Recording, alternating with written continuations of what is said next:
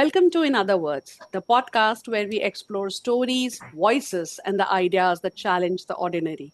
I'm your host, Namrata, and today's episode is a very special one. I'm thrilled to be joined by Salini Vineeth, a remarkable storyteller whose journey from engineer to a full time writer is as compelling as the fiction she creates. Based in Bangalore, Shalini is the author of 5 books, including the novel Lost Edges, the novella Magic Square, and the short story collection Everyday People, which was a finalist in the Amazon Pen to Publish contest in 2019. Her writing spans genres, forms, and languages. She is the fiction editor of the literary magazine Mean Pepper Wine, and her work has appeared in acclaimed journals like the Bangalore Review, Out of Print, Borderless Journal, and the Bombay Review, among others. In 2024, her short story, The Diamond Needle, received a special mention at the prestigious BWW Short Story Award. She's also the winner of the 2023 Orange Flower Award for Humor and a two-time winner of the Ishi Short Story Contest. And if that's not enough, she's recently stepped into the world of literary translations. Her book, The Tree, the Well, and the Drag Queen, is set to be published by Red River Story, and we cannot wait. So settle in for a conversation that spans creativity, reinvention, and the courage to follow your words wherever they lead. Let's dive in other words, with Shalini Vineeth.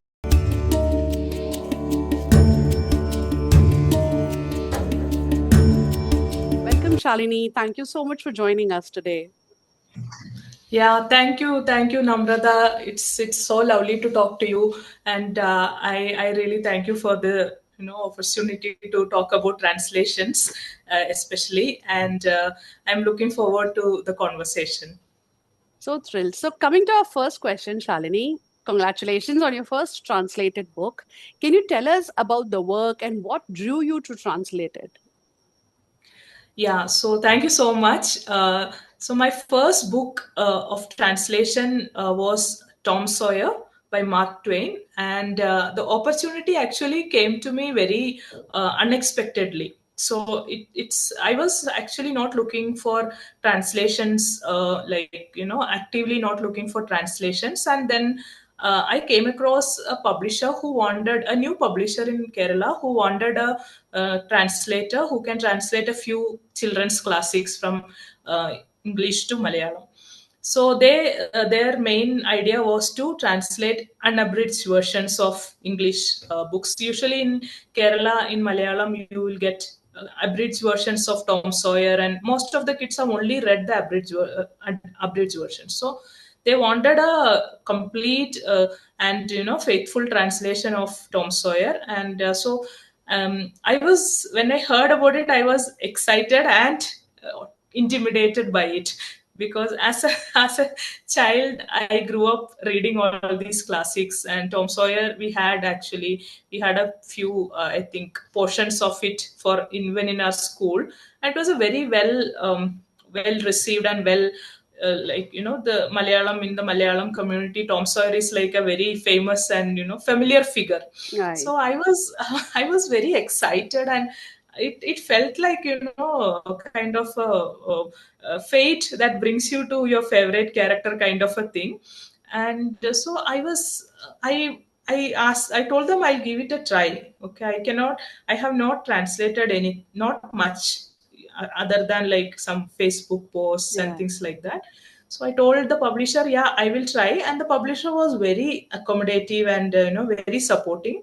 So they told it's okay, you can try, and if you don't want to proceed or if you are not comfortable doing it, we can always like skip it. It's okay. You don't have to give us any guarantee that you will do it. So I got that kind of a freedom, and I took up the first 3 chapters. I thought I'll first do the first 3 chapters, Right. and to be honest, it was not easy. I Right. thought I speak in both English and Malayalam very like fluently. I communicate very fluently in both the languages. I read a lot in both the languages, so I thought it would be easy for me. And this is especially, I think it was because it's a children's book. So what happened was I wrote a little bit of two or three lines, sorry, two or three pages, and I sent it to Sunita Balakrishnan. So Sunita Balakrishnan is a very famous translator from Kerala. She translates a lot from English to Malayalam. So I know her, and I sent her this particular portion I translated, and she sent me back a lot of comments actually. So I think that was my first education in translation, very informal education. So she told me, like, you get the idea of translation, but there are a lot of things that you have to be careful about when you translate for children, especially, and especially when you translate an older text, which is, I think, more than 150 years old. Tom Sawyer original text is more than 150 years old. So you should be very, there are things that you have to understand and take care when you translate. So I think Sunita's, she just told me a few lines where I was, where it was not working out. And she also showed me a few lines that where it was working, like, it was actually working. So I don't know, somehow I could quickly find the difference and quickly understand what she was saying. And from then on, I think I just I took one page at a day. Like, it was such a 280 pages in PDF, and each page is like very dense. So Tom Sawyer is like, there are so many descriptions and so many, like, it's a very detailed description of each scene. It's an older work of fiction. So it's not like very crisp or anything like the newer contemporary versions of literature. So for me, that was a difficult task I had to take. And even after working for 1 hour, I would have only translated like one or two paragraphs. And that also, it's not like it's a first draft. It's not even like the final translation. So initial few weeks, I guess, I was very, very slow. Very slow in the sense I would take 1 hour to translate a paragraph, maybe 1.5 hours to translate a paragraph. So it was initially it was kind of very challenging for me, and I didn't even think that I might complete this book because I was I don't I the entirety of the book actually intimidated me. And when I was, like, browsing through the rest of the pages, it was getting more complex, the plot and the language and Yeah. everything. Hmm. So but I don't know how I wanted to finish it. And the publisher, probably because of, like, he didn't give me any pressure. They didn't pressurize me to finish it on time, or they gave me the entire freedom. And also in terms of voice, in terms Hmm. of how I want to approach it, there are certain things I Yeah. didn't want to like, there are certain things the certain decisions you have to take as a translator, and they gave me full freedom for all of that, because maybe they felt that I'm a writer already, so I understand, okay, what works and what will not work and what should be included and all True. that. So I think this was a very, very challenging experience for the first time. And I feel, because I took up that kind of a challenging book as my first project, if I had taken up something simpler or Yeah. something smaller, it would have been easier. And I think my subsequent translations, I feel it is getting easier and easier. Wow. So that is, yeah, that Yeah. is one thing. And also the target language, like Malayalam, also is a challenge for me actually. So initially, I cannot say I understand the, the deep grammar or anything, even though I studied in a Malayalam medium school till 10th. I think that's the only reason I'm able to translate, at least, because there are certain things you grasp as a kid if you have learned in your mother tongue. Till Yeah. 10th I learned. So I was totally like into Malayalam. So maybe because of that. But as I progress with the translation of one book to the other, I can feel that, yeah, even my Malayalam is getting better now. So even in terms of grammar, in terms of usages, the sentence structure, it's always a challenge actually when you think, when you write in both the languages. It's kind of challenging to switch. Right. True. Sometimes I mess up with the sentence structure. Sometimes I mess up with even the grammar, and also the punctuations is very big challenge in Malayalam. Wow. So That is also all those things. I cannot say I have perfected all of them. I'm still trying, but I try to at least convey the spirit of the book. I Yeah. My intention is that okay, there is a child, Hmm. because I have translated children's literature till this point. So I feel that there is a child sitting there holding this Malayalam book. I shouldn't bore the child. That is my main, the first intention. So every time I write a sentence, I feel I'll ask myself, will this sentence bore a child? Will this sentence is like readable by a child? So that Yeah. is one thing I have always, been careful about. Other than that, yeah. So I think that's what matters. The reader, you have to think about the reader in the native language who reads it. Do they get it? Do they enjoy it? That is the main thing. True, true, very true. And I love how you spoke about the challenges and how it has changed your approach or your way of looking at your own mother tongue, something that you grew up Yes, with. So that's a very yes. beautiful way of putting it through. So I loved that. So Shalini, you write across genres, from literary fiction to travel and humor. So did any of these storytelling instincts come into play during the translation process? Uh, yeah, I mean, so the books I have translated. So till now, I have translated Tom Sawyer and Adventures of Alice in Wonderland and Chuck and Gek, the Russian classic short story. So I think all these texts are very old, and they come from an era where there is no definition of, like, there is no segregation of genres. Like, there is no strict segregation of genres. It's like they're all novels or short stories. So all these stories or novels I translated have elements of fiction, literary fiction, and elements of humor. So I think as a writer who writes in all these genres, I felt I could actually understand that okay, this part should be translated as a literary fiction, and this particular part should be translated as humor, and this particular part should be translated as, like, so that kind of.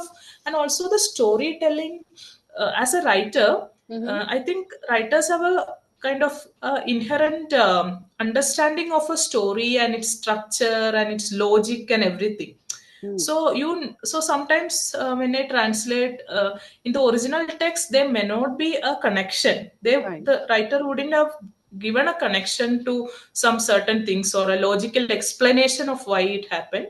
But when I translated it, I was thinking at the back of my head, I was making the plot in my head.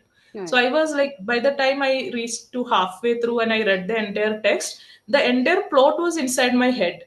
So it's like, it's easy to kind of lose connections in translation. You just, when you translate like line by line, you may not be able to give the inherent, like, the cause and effect Yeah. kind of a thing.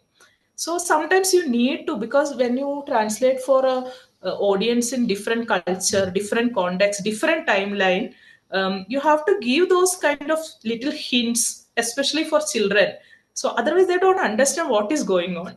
So there is a part particularly in about, yeah, the Tom Sawyer is getting multiple coupons from his church, and finally he has to redeem it for a Bible. So it's just like saying said that you can redeem it for a Bible. Right. But so nowadays in today's world, the children don't appreciate the value of getting a Bible. It doesn't matter Yeah. to them. I mean, they may think, oh, what is a big deal about it? So I had to give a little bit of, when you translate, you have to say that why it is important. Like, it is mentioned that it's a issue of prestige, issue of pride and everything, but very subtly. So when your child reads it, it is very easy to overlook all that point. So I try to enhance those points, like why it matters. So that is one thing, the cause and effect, the plot. So all these, the sensibility, the story sense has helped me, because when you look at the, you have to look at the entirety of Mm. the book and translate it. It's not like paragraph line by line or paragraph by paragraph. There are cause and effect. There are things that, and sometimes you need to remind the reader about something that happened earlier. True. because there are reference to an older event or something, and as a writer you understand, okay, this event actually kind of connects with this particular event in the earlier part of the book. Yeah. But for a child reader it may not be very easy to for them to understand. So I try Yeah. to make it easier. I try to get the sense of the story, Hmm. and also like the spirit of the story. What does this story try to convey? So as a writer, I think for me it was easy to understand all those factors. Like what does the original writer, what does the Want. writer trying to convey through all Yeah. this? Because so that kind of a sense. So as a writer who has written a lot of work, I felt I could sense the story. I could Yeah. sense the original writer. I could sense what they are looking for to convey in this particular text. So I think it's all beyond the you know line by line translation. So that is, so there are a lot of things to internalize actually before you just start translating something. Yeah. True. True. Very true. So, as someone who has written stories in English of your own, so how did you handle the voice of another author? Like, was it difficult to keep your own writing style from seeping in, or was Uh-huh. that clear in your mind somewhere? No, no. Actually, thankfully, I don't write in Malayalam much. Mhm. I write only in English, and my translation was from English to Malayalam. So Right. I actually don't have any style in Malayalam. I don't write. So I was very new. So it was Mm. as good as I have not written anything in Malayalam. So there was no style as such, so it didn't kind of influence me in any way.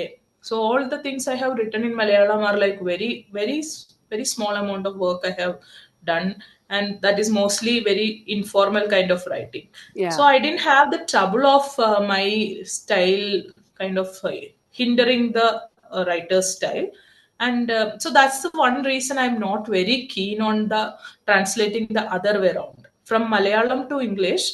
I am really kind of worried that I may not, as a person who wants to write a lot originally, I don't feel that I may be and also I write a lot in English. Like Yeah. originally a lot of things are going on at the present moment, lot of work are going on and everything. So if I do the other way around from Malayalam to English, if I do the translation, I don't think I can manage it, because English to Malayalam gives me a very fresh, like it's a kind of a diversion for me. It's a kind of jogging my brain for something else. It's kind of Right. another type of exercise. So I really enjoy it. But the other way around, I am not very sure I'll be able to do, because, of course, I feel that my style of writing will interfere with the translation. And for a translator, I think it's very important to preserve the author's original voice. True. So even though it sounds very difficult at times, because certain authors, especially Malayalam authors, have a very distinct style which is almost difficult to kind of translate. But I think very good translators like Jayashree Kalatil, she has the ability to translate not just the text but the style of the author, which is very difficult for me. I feel from Malayalam to English, it will be difficult for me. But the other way around, I didn't find it very difficult actually. I was very faithful to the original voice of the author. For example, I translated Tom Sawyer, and then I went to the very whimsical adventures of Alice in Wonderland. And both the author's style are so different, and the one, so I cannot even compare their styles. It's so different, but I was very comfortable. So once I finished Mark Twain, then I started reading Alice in Wonderland, and I suddenly felt in line with the style of that author. So Lewis Carroll, I was like, okay, this author is like this. Now I have to be in his Yeah. You should. style and Yeah. translate. So it's kind of pretending to be someone else, and I feel that the style is like very. I've been able to reproduce both the styles. because maybe because of the very like drastic difference made it easier for me. So because Alice in Wonderland is very whimsical, and it's almost like a free for all kind of situation. Anything can happen at any moment, Yeah, and the language is like very, so it was also challenging in a way, in a different way actually. So both the first, like Tom Sawyer and Alice in Wonderland, both were challenging, but it was in a very distinct way. They were both like challenging for me. Yeah. true. So, coming to our next question, Shalini, as a fiction editor of Neem Pepper Wine, you already have a very strong editorial eye. So, did this editorial experience influence your translation process in any way? Yeah, yeah, of course.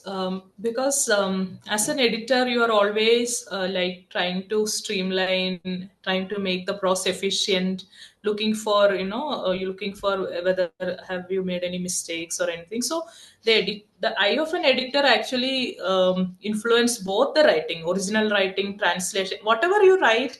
You are kind of trained to look for Yeah. efficiency in the prose, whether like whether are you writing a streamlined prose, is there anything missing. So I felt in both in English and translations, when especially I was doing the translations, it was a bit challenging because the original text is very long, because Hmm. the earlier centuries people used to write long Yeah, process, yeah. and it is, there was nothing like short writing, cutting it down. So there are so many explanations, so many descriptions, and all that. And my editor's brain was telling like, oh, you have to cut it all out, cut it all out. And, but I cannot, definitely I cannot do that because this is a original work, and it has to be translated faithfully. So I had to actually kind of what you say quieten my editor's brain and Mhm. first translate it fully, and like as much as you can bring from the original text to the translation as much as you can.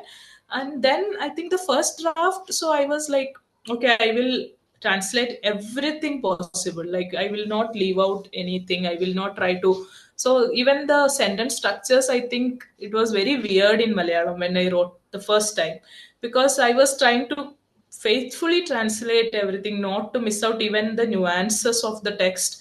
I wanted to get everything into the first draft, so I had to kind of shut my editor's brain and editor's voice inside my head, and I had to do it.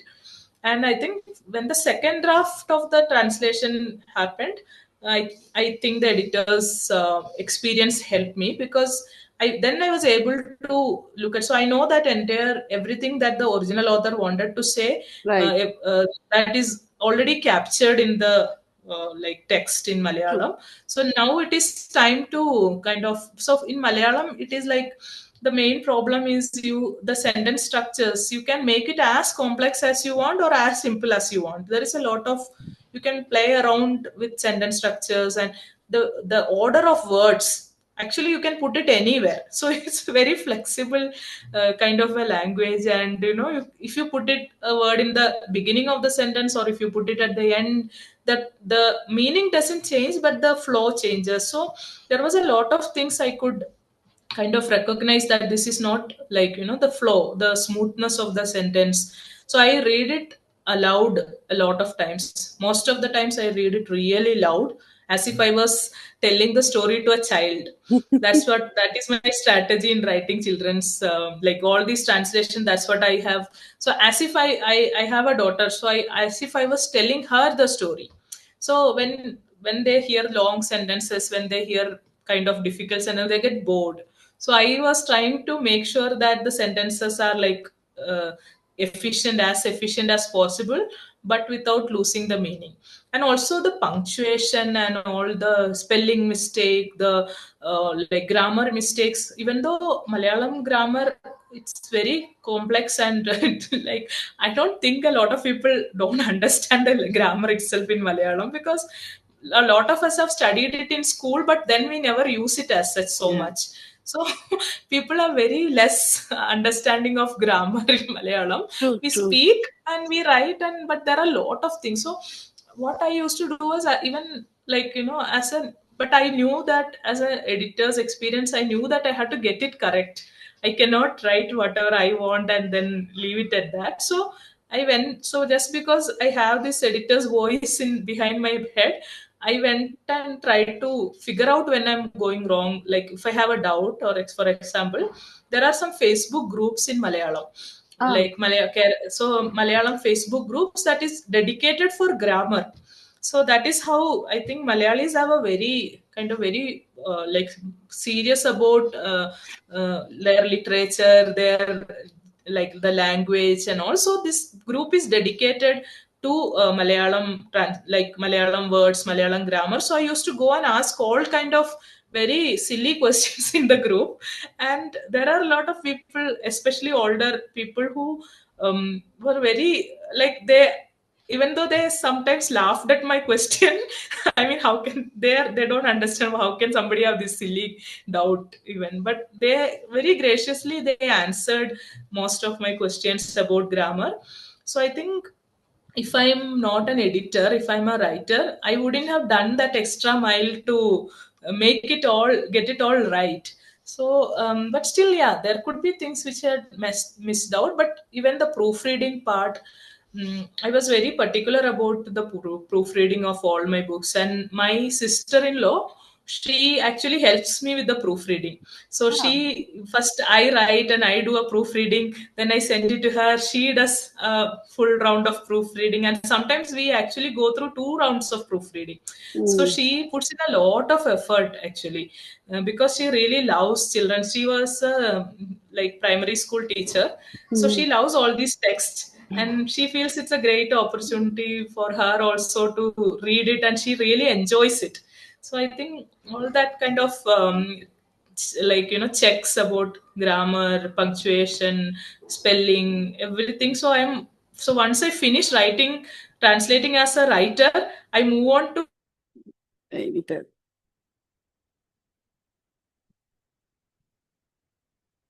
edit myself. So I think that is one of being a writer. Yeah, true. So, Shalini, having done children's literature so far, do you want to change the genres as a translator, or do you see yourself as a dedicated children's literary translator? I don't think so, because I am not a person who is happy staying in one genre. So that is very evident from the way I write. Like all my writings, Yeah.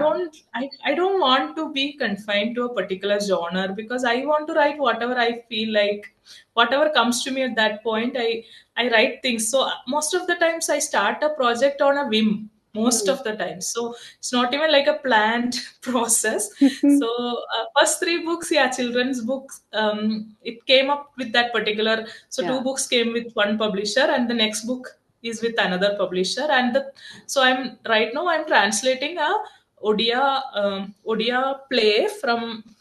So the first translation was done from Odia to English for Dowley Books. So this is this play is called Mrugaya by Biswajit Das. So it's a very intense and very very mature adult kind of a play, and also it's a play. I have never even read a play completely in my life.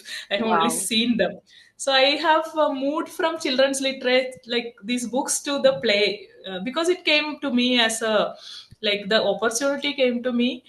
So the publisher asked whether I'm interested in doing it. So I thought, yeah, why not?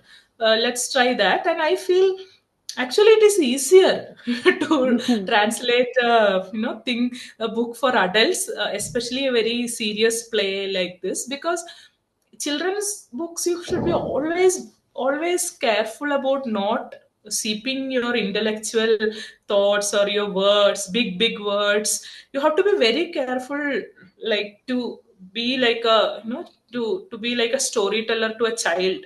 And finding difficult words in Malayalam is actually easier. So you can think of a very difficult word for anything, but to get the easier word is the tougher part. So for me, moving from children's literature to this play. So I have kind of, I think I have translated 20% of this play, and I feel now I can talk the way I talk because all the big words, and Yeah, you can use all that. But when you write for children, it's not like that. You have to be kind of hold back. true. So I had sent a few sample chapters to Sunita. So the main comment she told me was this: you cannot use all these. There is a word called for darkness. Malayalam, you can use different words. So andhakaram is a very big and heavy word. You can also use iritta. Iritta is also like a very native word to Malayalam. Both iritta and andhakaram are the same. So I had used this word andhakaram many times. So then Sunita told me, cut out all the Sanskrit words, okay? Don't use because there are a lot of words from Sanskrit came to Malayalam. So but she told, cut out all that. You cannot use, don't use all that big andhakaram and all. Nowadays, especially the children of this era doesn't understand all that. Yeah, So don't use, whenever you have an easier alternative, you should use that. But when it came to the adult literature, I'm happy using all that big bombastic words and everything, yeah. and it comes very naturally to me. Usually, Hmm. people say that I often use in Malayalam when I speak. People have said that I use very complex word for simple stuff. Even my mother, my family, they say you talk like a textbook Malayalam because I have read a lot. So Yeah. for simple stuff, I say like big words, and they always laugh at me. So I think to answer your question, I don't think I want to stay in a particular genre. Only thing is, yeah, I should understand when a work comes to me, I should understand how to translate it. It should be, if I try a little bit like one chapter or two chapter, it should work out. Like Yeah. it should, I should feel that, I confident that, I can translate this. So this particular play, Mrugaya, I came across a YouTube like recording of a play actually played on screen in Wow. English. So that actually helps me a lot, because when I about to translate a particular scene, I go and watch the video. So it gives me I think that is the biggest advantage of translating a play, because you can see how what is supposed to happen, how it is done, and everything. So I think that, and but I'm not sure, like all the adults other literature. For example, if you take the Inheritance of Loss, or like the Atlas of Impossible Longing, so books like that, I am still not sure I'll be able to translate them because like the style and the language, the literary quotient is so dense and so, like I'm not sure, because I still not sure that my Malayalam is that good to faithfully translate their um, poetic verses into Malayalam. But I think it's just like, I don't plan things much Yeah. actually. So I just go from one thing to other.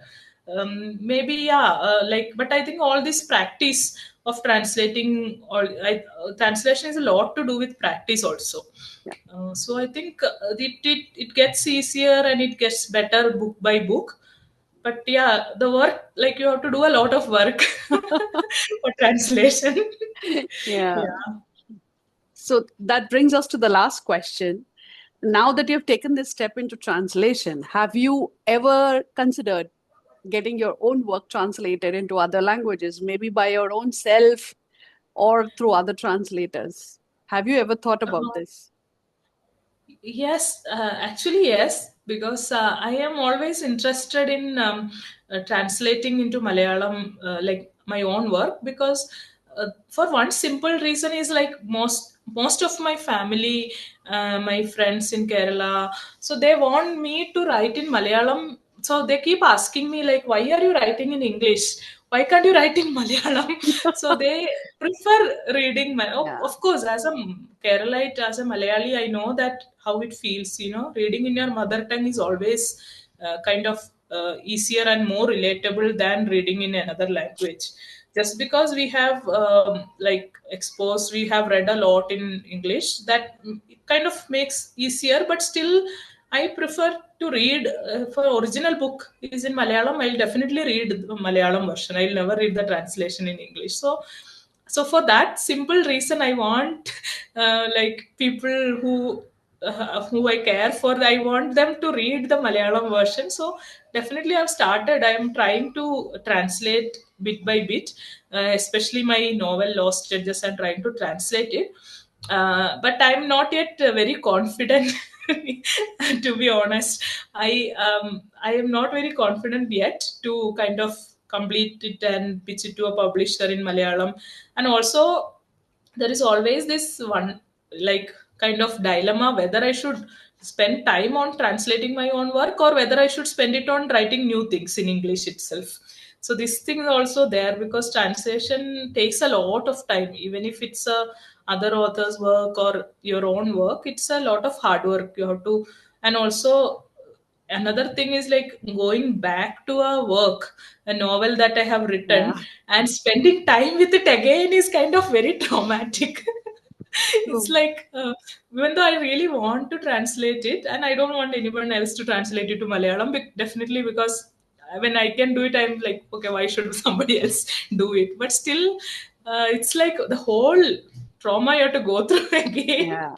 the whole process. So I'm trying a little by little, but I don't know. I would be really happy when if it is published in Malayalam. I'll be really happy. I'll be like, I feel that a lot of people will read it. They're interested in reading it. And again, short stories. I'm seriously considering translating my short stories. But the problem I feel is in Malayalam literature, the literature scene is like so rich. There are so many good writers, and like, for example, S Harish, uh, G Indugopan, like Ebin Joseph, Vinoy Thomas, so many good Malayalam writers who dedicates their whole life writing in Malayalam and writing authentic stories, very local to the Kerala culture. So I'm just, I don't, sometimes it intimidates me, to be honest. Whether should Yeah. I mean, Indian English writing is like more urban. Like I can, it is very more closely related to my experience as a person who lived in urban spaces most of my life. So that also kind of intimidates me. So if I write a story, but some people tell me like, I mean, we want to read metro stories. It's not like that we only want to read backwater stories or forest stories. We also want to read what happens in Bangalore, what happens in Goa, and all that. So yeah, I hope I will be able to do it. And yeah, it's all about, I think, trade off, what you want what you want to spend your time on the end of the day. True, true. Because, so, and also I would much rather translate very impactful works in English, which is not which is not available for the Malayalam readers, because some of the works, I understand, it is not easy for certain readers to understand and read it and enjoy it. So I would rather try to make that kind of a difference. Some Translate someone's work to Malayalam so that it is, it is available for other readers also. And Yeah.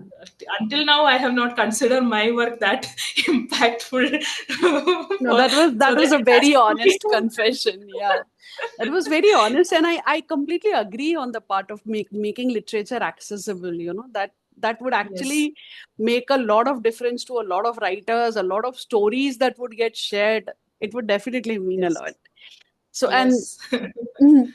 and that brings us to the end of this special episode of In Other Words. A huge thank you to you, Shalini, for joining us and sharing your journey from engineering to fiction, from short stories to translations, and everything in between. Her words remind us that it's never too late to rewrite your story. If you enjoyed this episode, please don't forget to subscribe and share it with your fellow book lovers and creative souls for some inspiration. You can find more about Shalini's work along with the links to her social media in the episode notes. Until next time, keep listening, keep reading, and most importantly, Keep finding new ways to tell your story, in other words. I'm Namrata. Thanks for tuning in.